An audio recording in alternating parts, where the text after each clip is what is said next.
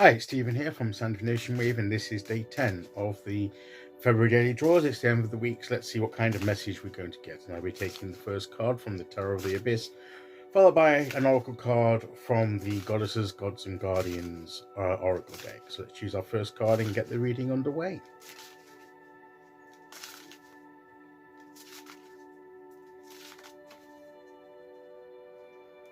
Okay, so today we will go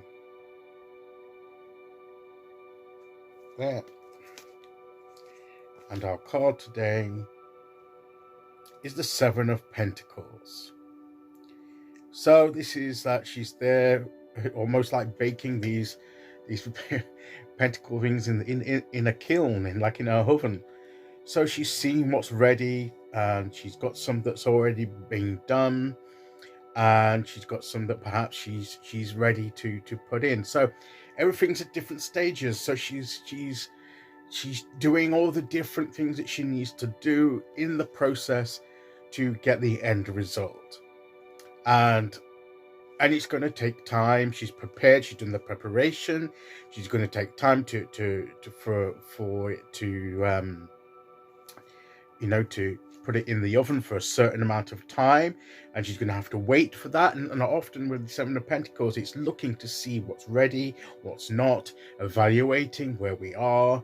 It's doing the things we need to do to keep the things moving and growing in that process. And it's recognizing that things take their due time, that we can't rush these things. So there's an amount of patience involved in this, in recognizing that there's a process to follow. And we will get the end result in the end, but there's a process that comes before that. And this is what the Seven of Pentacles is telling us today, is that we may have things in our lives that are at different stages of development, and that's fine.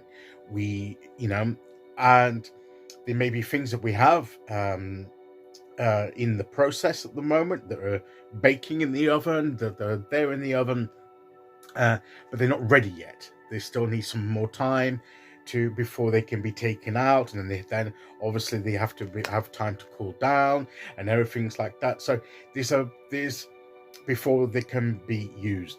So there's a process, there's a preparation of getting. She's having to get them into the right shape, and she's going to put them into the oven, and she's going to have to wait for them to in the oven, and then she has to take them out, and she probably has to let them cool. So there's a process, and there's a time factor involved in each stage of that process, and that's what we have to realize. And what this card is saying to us, we have to realize that we just need to keep the process going, and things will happen in due course. But we can't rush the process. There's a set process when we're doing things, and we just need to take the time that's necessary with each step of the way, and things will get there. It's just it might not get there as quickly as we want them to, but it may get there as quickly as we need them to. So there's a difference there, and we just have to let the natural process take its course with these things.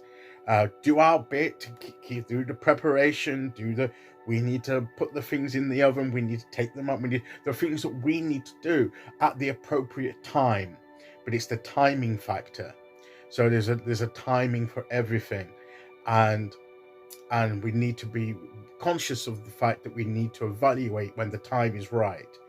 In the meantime, where and in between that time, we need to do what we need to do to keep things moving and developing, so that at the right time the process will be finished, and we'll be able to make use of what we've created.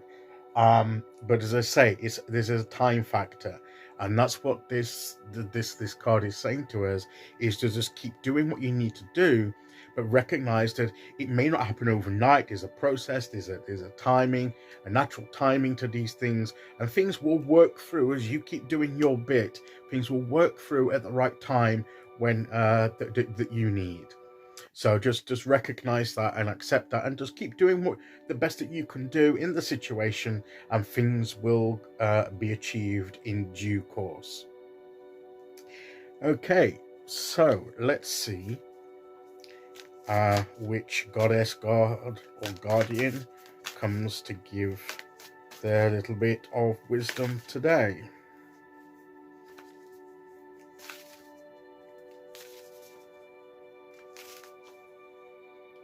Okay, here we go. We will go there.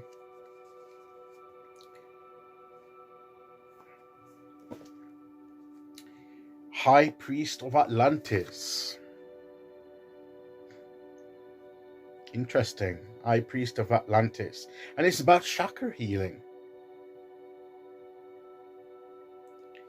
So this is about keeping the energy flow going as well. And so maybe, and there's 7 major chakras. These are the chakras, of course, as well, but the 7 major ones. So we've got the 7 and then everything. But in order to keep that process going, we need to make sure that in ourselves, in our own growth, in our own development, part of our physical well-being and our as an individual, we need to take the time to align our chakras, to nurture our chakras and unblock any that's necessary, making sure that the energy flow.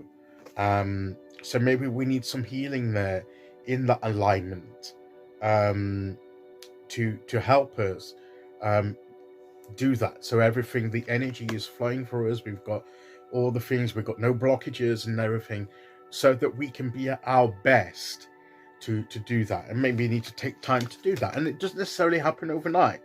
So that as well, maybe we need to take the right amount of time to continuously work on our energy and dealing with blockages as well, but to take our time with it and not to rush it, and to be patient, and everything like that. So with both these things, is keeping the energy flowing, and as the energy flows more and more, things will happen in due course, in the right at the right time.